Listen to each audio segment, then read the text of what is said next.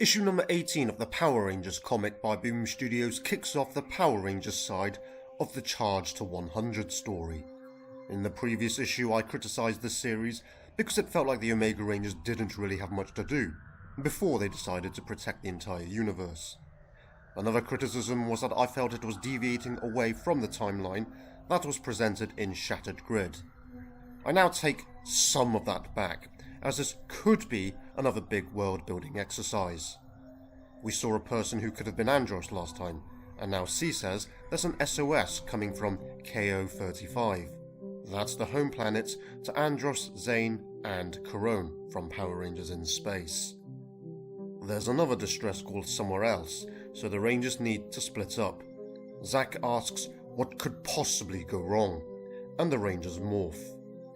Trini and Zack are at the Mindrow System and located a crashed spaceship. That's the source of the distress signal. Once the Rangers board the ship, they find nobody to save.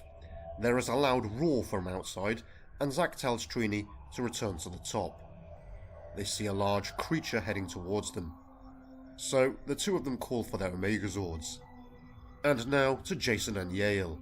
On the planet KO-35, they don't find anything either. Just the remains from the war, until they're ambushed like Trini and Zack. In Jason and Yale's case, they encounter the Exurix. They think they found a Red Ranger, but then realise this isn't the one they're looking for. It doesn't matter though. They reckon Darkonda will reward them if they capture Jason. So these guys are working for Darkonda, meaning we're getting deeper into the Power Rangers in space mythology, despite this being more of a Mighty Morphin series. Arguably, the war here matches up with the timeline from the original TV show. No idea where we are in the timeline in the comics, because this has deviated so much from the second series of the Mighty Morphin Power Rangers TV show. As Jason and Yale fight the Exurix, someone watches in the shadows.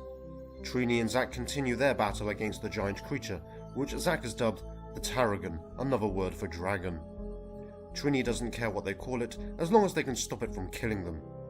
Zack tries to use his Zord's Omega Sonic Strike, but all that achieved was simply making the creature angrier. Trini has a go and uses her Zord's Omega Sledge Strike. Riding on the creature, she directs it in the direction of the spaceship. The Omega Zord backs off as the creature is sent crashing into the ship. After defeating the creature, C locates the missing escape pod from the spaceship. Zack opens the escape pod to find an alien baby sleeping inside. Back on KO-35, Jason and Yale defeat the Exurix, but leave one to run away. As he takes off though, he's shot in the neck, not by Jason or Yale. The Omega Rangers turn around and see the shooter. It's the guy from the shadows.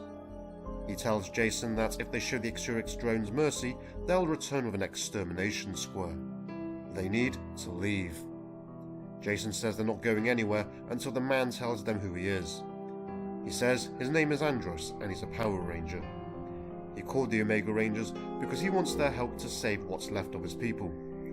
So, the man we saw last time was indeed Andros. Back at Safe Haven, C says the baby appears to be in good health, but the pod put the occupants into a state of suspended animation, so they have no idea when the baby will regain consciousness. Jason is updated on the matter. He in turn informs Zack and Trini that he's met Andros, another Power Ranger. What surprises me here is that there's no reaction from Zack and Trini. Jason just delivered news of another Power Ranger in this part of the universe, and Zack and Trini have nothing to say about it. I guess by now they've seen almost everything. Zack and Trini talk about how they would need to care for the baby, but then C asks them to join him in the infirmary. The baby is still in good health, but they're not sure they can call it a baby anymore. We see the child having grown up a little already. So that's the end of the second issue of Charge to 100. I think the big talking point in this issue was the reveal of Andros. On the one hand, I think it's great he's made himself known to the Omega Rangers, and that it builds on the mythology of the Power Rangers in Space series. On the other hand, I still think that this risks retconning some of the future events that we saw in Shattered Grid.